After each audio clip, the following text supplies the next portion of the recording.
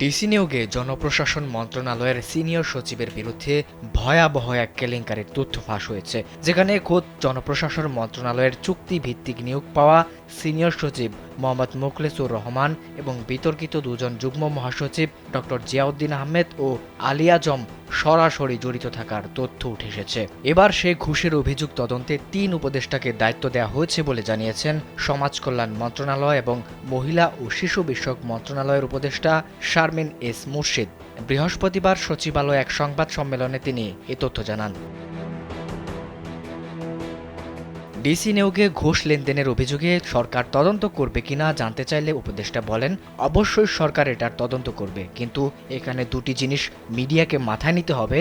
এটাও কিন্তু আমরা তলিয়ে দেখছি, যে ক্লিপটা সোশ্যাল মিডিয়ায় বহুল প্রচারিত হয়ে গেল সেটা কতখানি রিয়েল, কতখানি ফেক। স্যান্ডেলিনা সো, রূপচর্চায় আভিজাত্য।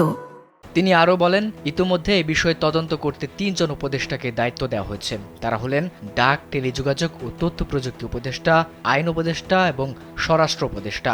যদিও ৩ জনের কথা বলা হয়েছে, এর মানে এই নয় যে অন্যরা এতে যুক্ত হতে পারবে না। একটি কমিটি করে এটা তদন্ত করা হবে। অপরদিকে এক প্রশ্নের জবাবে উপদেষ্টা বিষয়টি নিয়ে উদ্বিগ্ন বলেও জানান তিনি। বলেন, ঘুষ লেনদেনের অভিযোগটি কেন উঠল, এটার সূত্র কি, এটার কারণ কি হতে পারে সেটা খতিয়ে দেখতে হবে। সোশ্যাল মিডিয়ায় যেটাই আসছে আমরা লাফ দিয়ে ধরতে পারছি না, এটাই সত্য। আবিদ হাসান, কালবেলা।